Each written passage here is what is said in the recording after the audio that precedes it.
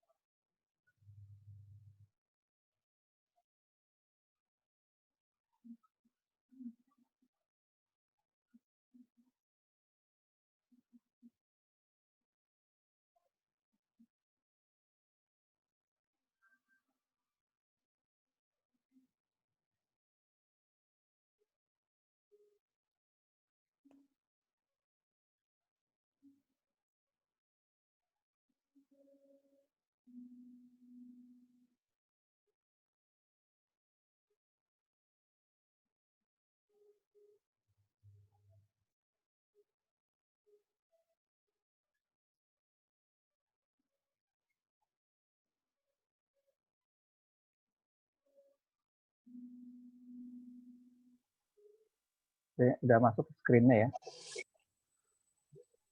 Udah, Pak. Udah, Pak. Ya, oke. Nah, jadi seperti yang saya jelaskan tadi, jadi yang dimaksud penjualan konsinyasi itu adalah seperti adanya penyerahan sejumlah barang kepada pihak tertentu ya, dengan memberikan suatu komisi ya. Jadi kalau misalnya ya seperti barang-barang yang ada di supermarket atau di toko itu adalah barang-barang titipan. Nah, orang yang menyerahkan barang itu kita sebut dengan consignor atau pengamanat. Sedangkan orang yang menerimanya disebut dengan consignee ya, atau juga disebut dengan komisioner ya. Nah, jadi barang-barang itu kalau dia kita titipkan itu makanya disebut dengan barang-barang konsinyasi. Ya. Nah, sedangkan barang-barang komisi itu disebut juga barang-barang yang diterima oleh komisioner tadi. Ya. Jadi contohnya misalnya si Indomaret menerima barang itu nanti disebut dengan barang-barang komisi. Ya. Nah, dalam konsinyasi itu hak kepemilikan barang itu akan berpindah. Ya. Jadi dia tadinya barang itu masih miliknya si pengamanat atau konsignor. Ya. Tetapi begitu pindah ke orang yang sudah memegangnya, ya, itu nanti akan menjadi miliknya si pihak ketiga yang setelah berhasil dia menjual barang tersebut. Ya. Nah, sebenarnya karakteristik barang-barang konsinyasi itu nanti akan kalian bisa baca di sini ya. Itu harus dilaporkan sebagai persediaan kalau oleh si pihak yang memberikan penitipan, ya, istilahnya pengamanat tadi. Ya. Tapi kalau nanti orang yang menerima itu nanti dia menyebutnya sebagai barang konsinyasi, ya. Tapi dia tidak boleh memperhitungkannya sebagai inventory atau persediaan. Makanya nanti kalau ada jurnal itu nanti namanya barang konsinyasi. Nah, pada saat barang konsinyasi itu berpindah ya dari orang yang memberikan barang kepada pihak yang menerima, ya, itu dia belum ada namanya income di sini, pendapatan. Ya. Jadi tidak boleh ada pengakuan karena barang itu sendiri belum laku. Ya. Berarti dia masih perpindahan tempat ya, dari pihak pengamanat kepada pihak konsignee. Ya. Nah di situ karakteristik barangnya itu dia statusnya bukan pendapatan. Nah, terus itu yang namanya memberikan barang itu pihak pengamanat tadi, ya, dia harus bertanggung jawab penuh terhadap barang itu. Artinya kondisi barangnya dia harus bertanggung jawab termasuk biaya pengiriman dari tempat dia ke orang yang menerima, ya, itu juga harus dipikirkan oleh si pemberi pengamanat ini, ya. Nah, artinya apapun yang terjadi kerusakan di dalam perjalanan barang itu dia harus bertanggung jawab, ya, sampai nanti barang itu benar-benar sudah sampai di tangan pembeli atau pihak ketiga, ya.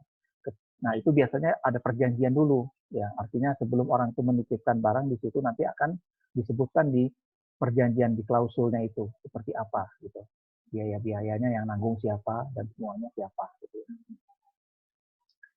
Nah, untuk si orang yang kena titipan tadi atau komisioner itu, dia memiliki kewajiban untuk menjaga barangnya itu. Artinya sampai barang itu terjual, dia harus memperlakukan barang itu jangan sampai rusak, ya.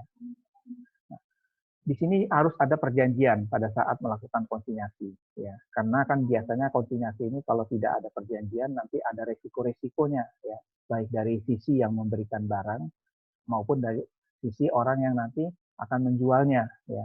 Termasuk dari sisi yang memberikan barang, si pengamanat tadi itu dia harus dapat mengontrol harga eceran barang. Artinya dia jangan sampai memberikan harga barang itu dia di atas harga jual yang ada di pasar, ataupun dia terlalu murah, terlalu di bawah. Jadi dia ada patokannya. Ini nanti harus ada di dalam perjanjian sebelum mulai dilakukan transaksi, ya. Nah, kemudian kalau dari sisi komisioner, ya, artinya dari sisi orang yang menerima barang itu juga berharap ada perjanjian, ya, karena dia berharap kalau misalnya terjadi gagal dia dalam menjual barang atau memasarkan barang, ya, nah, dia juga harus dilindungi, ya. Artinya waktu dia kena titipan barang itu dan kemudian barangnya tidak laku, itu nanti harus bagaimana? Apakah bisa dikembalikan? Harusnya bisa, karena ini kan titipan kan. Nah, terus kalau ada kerusakan bagaimana di sini? Nah, itu juga harus ada perjanjian di perhitungan awal dari sisi komisionernya. Nah, di sini juga harus juga diperhatikan mengenai resiko dari harga yang berfluktuasi. Artinya kan barang-barang itu kan kadang-kadang kalau dia terlalu lama dititipkan bisa-bisa expire dan harganya jatuh. Dan juga pengaruh harga ini nanti akan mempengaruhi tingkat keuntungan dari penjual tersebut. Nah, di sini juga akan diperhitungkan mengenai modal kerjanya. Misalnya dia kan dititip, itu kan berarti kan secara tidak langsung kan dia ketitipan modal di sini kan. Nah, apakah nanti dia bisa dikurangi atau tidak dari sisi apa setelah dia dititipkan barang tersebut. Ini adalah komisioner dari sisi perjanjiannya. Kemudian dari sisi hak dan kewajibannya bagaimana kepada orang yang dititipkan atau komisioner ini. Ya. Yang pasti dia pasti harus mendapatkan komisi.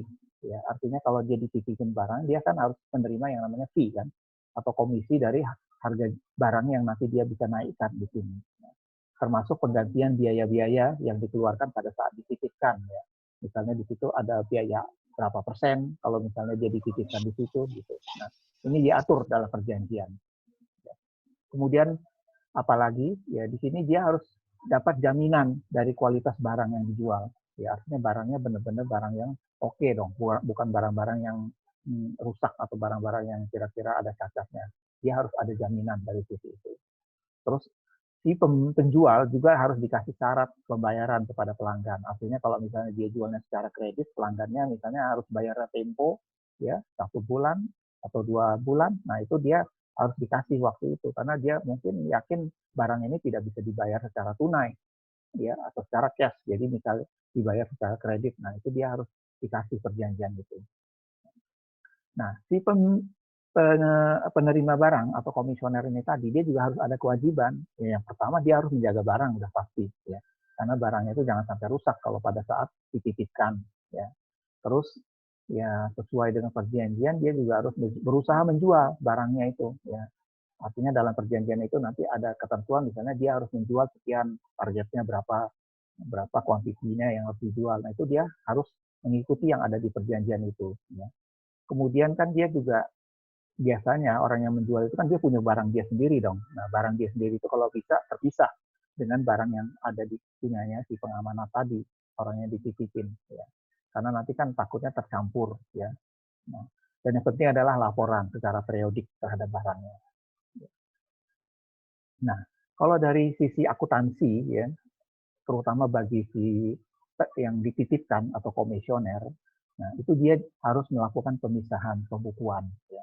Karena kan ada transaksi konsinyasi, ya, yang dia dapat dari orang lain, ada yang memang punya dia, artinya barangnya yang memang dia lakukan penjualan secara reguler.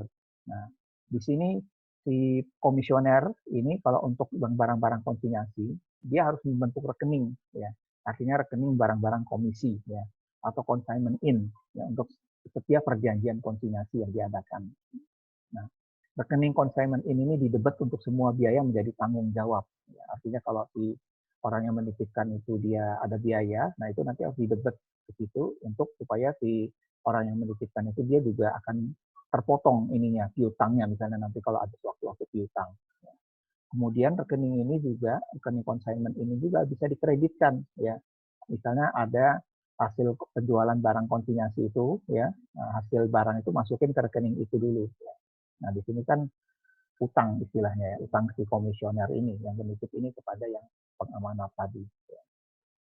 Nah, kalau misalnya tidak ada pemisahan pembukuan, ya, nah ini nanti harus kita mencatatnya agak beda, ya. Berarti nanti di sini ada namanya untuk penjualan konsinyasi itu ada pembukuan sendiri yang disebut dengan rekening hasil penjualan. Nah, terus untuk pembelian dan HPP harus diakui untuk setiap komisioner, ya, yang berhasil menjual barang konsinyasi. Ya. Nah, ini nanti kita akan lihat dalam contoh soal, ya, kalau misalnya nanti sempat, ya. Nah, kalau dari sisi pengamanat, consignor atau orang yang menitipkan barang, ya, itu dia sama seperti yang tadi. Jadi dia harus memisahkan ada pembukuan dia, ya, rekening pembukuannya. Artinya ada rekening untuk transaksi konsinyasi dan ada rekening untuk transaksi penjualan reguler. Nah, ini harus dipisahkan, ya. Dan dari sisi administrasi barang dagangannya, ya, artinya dari sisi stok barangnya dia itu ada dua alternatif, ya. Namanya metode perpetual dan metode fisik, ya. Nah, nanti kita akan bahas di dalam contoh soal. Oke, nah ini saya langsung masuk ke contoh soal, ya.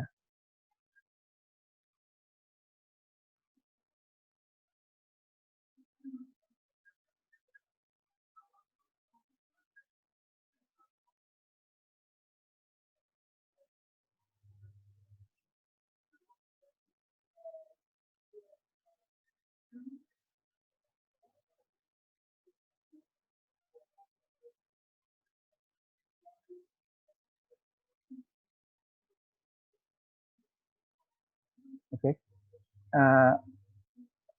apa sudah masuk screen-nya? Sudah, Pak. Sudah, Pak. Oke. Sudah, Pak. Ya. Nah, ini ada soalnya seperti ini, ya. Ini ada namanya Majesty Bakery and Cake Shop. Jadi ini toko kue, ya. Toko kue ini dia adalah perusahaan yang memproduksi roti di Jakarta dan sekitarnya, ya. Terus untuk memperluas pemasaran roti yang dihasilkannya, ya, pada tanggal 2 Maret 2009, Majestic Bakery and Cake Shop mengadakan kerjasama dalam bentuk perjanjian konsinyasi dengan PD Nikita, perusahaan dagang Nikita. Ada beberapa ketentuan yang berhubungan dengan perjanjian. Nah, ini ada perjanjian kan, jadi antara si produsennya di sini kue, ya, Majestic ini dengan si penjualnya nanti adalah Nikita. Ya. Nah, perjanjiannya di sini yang pertama itu kepada PD Nikita diberikan komisi 10% dari hasil penjualan. Ya. Kemudian PD Nikita diberi kebebasan untuk menentukan syarat pembayaran kepada pelanggan. Nah, ini tadi yang kita sempat jelaskan, ya. Jadi orang yang akan ketitipan barang, dia pasti harus punya dong ini semacam apa namanya kebebasan bagi dia untuk menentukan pembayaran kepada pelanggan dia, ya. Apakah berapa hari ataukah berapa minggu, ya, tergantung bagaimana dia dengan si pelanggannya. Nah, terus yang ketiga, harga jual yang ditetapkan adalah berkisar antara 5.500 sampai dengan 10.000 per buah transaksi konsinyasi selama bulan Maret.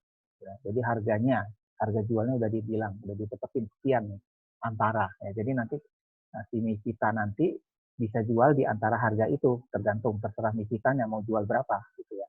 Selama ada transaksi konsinyasi ini. Nah, ini transaksi yang terjadi, ya. Tanggal 5 Maret terjuallah 200 unit roti dari Bina Sarana Informatika dengan harga jual per buahnya 6.000. Nah, kemudian tanggal 12 Maret 2009 menerima pesanan 5.000 unit roti dari PT Krakatau Steel dengan harga jual per buahnya 10.000. Pembayaran pertama 10 juta dan sisanya akan dilunasi dalam waktu 30 hari. Ya. Syarat pembayaran 5, 15, dan 30. Ya. Artinya dia akan mendapatkan 5% ya, potongan 5%. Ya. Kalau dia bisa melunasi dalam waktu 15 hari, ya, dalam jangka waktu 30 hari, dalam jangka waktu sebulan. Ya. Itu artinya L5 per 15, M per 30. Kemudian tanggal 20 Maret menerima pelunasan seluruh piutang dari PT Krakatau Steel. Nah, jadi PT Krakatau Steel ngelunasin utang-utang dia. Nah, pertanyaannya, buatlah jurnal-jurnal yang diperlukan untuk mencatat transaksi tersebut di atas, serta untuk mencatat penghitungan komisi dan pengiriman penghitungan hasil penjualan beserta uangnya dengan metode pembukuan. Ya. Pertama, ini yang seperti tadi saya jelaskan, ini transaksi konsinyasinya terpisah dari penjualan reguler. Jadi dia sudah memisahkan pembukuannya. Terus yang kedua, apabila transaksi konsinyasinya itu tidak terpisah. Nah, kita nanti lihat bagaimana prosesnya. Nah, yang pertama, jurnalnya. Ini tanggal 5 Maret. Nah, ini di sini konsinyasinya terpisah ya dari penjualan dia yang reguler. Nah, tanggal 5 Maret PDMI kita dia akan mencatatkan pertama kas di debit 1.200.000, kemudian jurnalnya kalau dia memang terpisah itu namanya barang-barang komisi 1.200.000. Ya. Itu dari mana 1.200.000? Ya. Ya di sini dia menerima. Nah, yang pertama dia menjual 200 unit roti ya. Dengan harga jualnya 6.000, berarti 6.000 kali 200 kan 1.200.000. Nah, berarti di sini kas debit kredit barang komisi ya. Kemudian tanggal 12 Maret di sini menerima pesanan 5.000 unit roti dari PT Krakatau Steel dengan harga jual per buah 10.000 ya. Terus pembayaran pertama 10 juta. Nah, berarti kan di sini dia ada apa? Kalau misalnya dia bisa ada transaksi kredit di sini ya, karena dia menjualnya secara kredit dan ada cash dia terima masuk. Nah, berarti kan di sini tanggal 12 Maret dia catat kasnya debit 10 juta ya. Kemudian dia ada piutang yang belum dibayar kan, karena dia memesannya itu kredit. Ya, berarti dia ada 10 juta kan di sini ya. 40 juta kreditnya piutang dagang. Ya. Nah, berarti debitnya piutang dagang 40 juta, terus berarti kreditnya barang-barang komisi 50 juta secara total. Ya. Ingat ini kalau dia pencatatan terpisah ya. Kemudian tanggal 20 Maret yang ketiga menerima pelunasan, berarti dia tinggal melunasin. Berarti nerima 40 juta ini ya kas debit. Nah, kreditnya piutang dagang, ini kita balik. Piutangnya berarti ada di posisi kredit ya, karena dia pelunasan. Nah, terus tanggal 30 Maret ini kan kita harus menghitung komisi kan ya. Bagaimana cara perhitungan komisi ya? Nah, dia kan mendapatkan total uang ya. Pertama dia dapat 5 juta ya. Ini komisinya 10% kan ya. Ingat 10% dari 50 juta, transaksi ini 5 juta ya, ditambah yang 1,2. Ini kan 10%, berarti 1.200.000 kan. Nah, berarti dapatlah komisi total itu adalah 5.120.000. Nah, jurnalnya seperti apa? Ya berarti barang komisi di debit 5.120.000. Kemudian kreditnya adalah pendapatan komisi ya. Di kredit 5.120.000. Nah, ini jurnal komisi. Nah, di tanggal 30 Maret itu ada pengiriman perhitungan hasil penjualan beserta uang-uangnya. Ya, artinya barang-barangnya dibalikin lagi. Ya, yang sudah terjual tadi. Ya. Nah, berarti kita tinggal yang 51 juta totalnya ya, dari penjualan barang komisi 50 juta dengan yang 1.200.000, itu kan 51.200.000 kan. Ya. Dikurangin komisi yang sudah kita dapat 5.120.000. Berarti dia yang harus dia balik jurnalnya adalah debit barang komisi 46.080.000, kreditnya adalah kas ya 46.080.000. Ya. Jadi ini jumlah ininya ya barang yang dibalik. Ya. Nah, itu adalah untuk kalau soalnya terpisah. Artinya pembukuannya terpisah untuk konsinyasi tadi. Nah, bagaimana kalau dia tidak terpisah? Ya. Nah, ingat kalau dia tidak terpisah dengan reguler, ya, itu nanti perhitungan jurnalnya dia seperti ini aja, kas pada penjualan, ya. Karena dia kan ini apa namanya, dia langsung catat sebagai pendapatan dia, ya.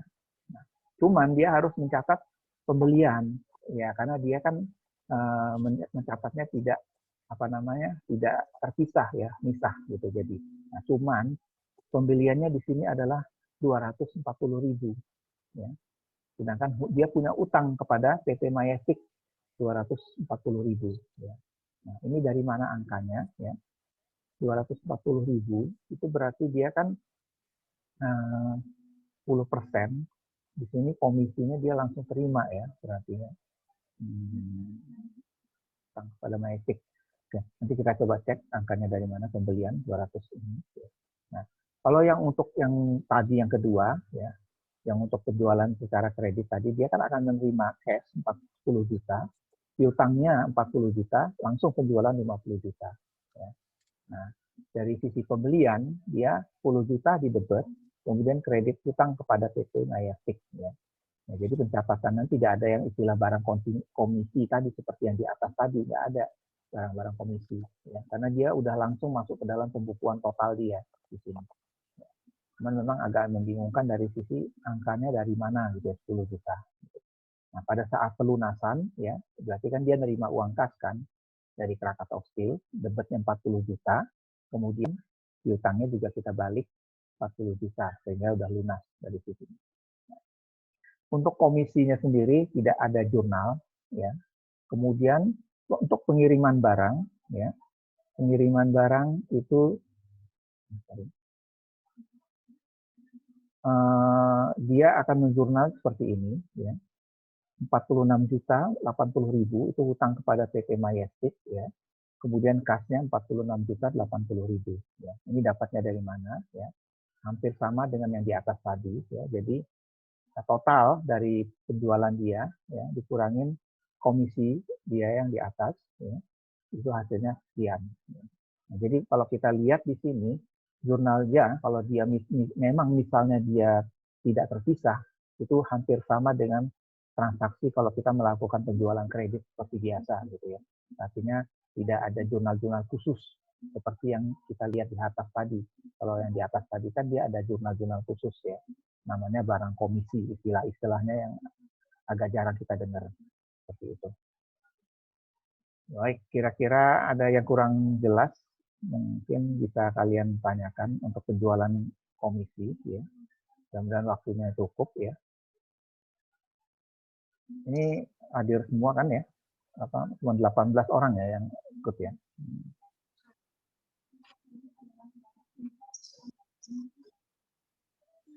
Gimana? Ada yang mau ditanyakan untuk penjualan konsinyasi, ya? Nanti saya akan kirimkan soalnya, soal teori, ya, praktek, ya, bukan pilihan ganda. Jadi coba kalian olah soalnya ini hampir sama dengan yang saya terangkan tadi, ya. Jawabannya hanya berupa jurnal-jurnal aja, ya. Jadi coba kalian buat, ya, dalam bentuk ini, ya, di Excel kalau bisa, ya. Nanti di Excel kalian kirim ke email saya seperti biasa.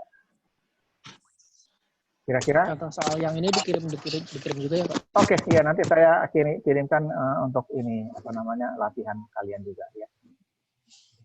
Ada yang masih ingin ditanyakan? Dikumpulkannya biasa ya Pak, hari Sabtu ya Pak? Iya, hari Sabtu, ya, jam 12. Baik, kalau sudah mengerti semua, ya, cukup, ya. Nah, saya akhiri, ya, semuanya. Ya. Mohon maaf agak terlambat tadi, ya. Gimana? Ada, ya? Ada yang mau ditanyakan? Iya Pak. Oh, gitu. Oke. Itu saja semuanya, ya. Mari semuanya. Assalamualaikum. Ya, ya. Gimana? Ya, Pak, tadi mau nanya itu yang nomor 2 itu kan dia kan jual secara kredit ya Pak. Nah, tanggal 3-nya itu pelunasannya itu kan ada syarat pembayarannya 5/10 kalau nggak salah. Oh, ya, itu ya. pelunasnya bukannya 8 hari ya Pak? Oh ya, itu Nggak bukan. ada Jadi potongan penjualan. enggak, potongan penjualan itu kalau artinya 5/15 itu artinya dalam 15 hari dia bisa bayar. Iya. Itu ya 5% ya. Nah, betul. 5% dia dapat, tapi dalam bulan itu artinya dalam tanggal 30, dalam 1 bulan 30 hari itu. Artinya kalau udah lewat bulan dia nggak akan kena potongan. Itu kan biasa kan kalau dalam transaksi penjualan secara kredit kan seperti itu ya. Biasanya itu ketentuan ininya. Ya. Gimana? Cukup. Oke, itu semua ya. Assalamualaikum ya, mari. Waalaikumsalam. Makasih, Pak. Waalaikumsalam. Makasih, Pak.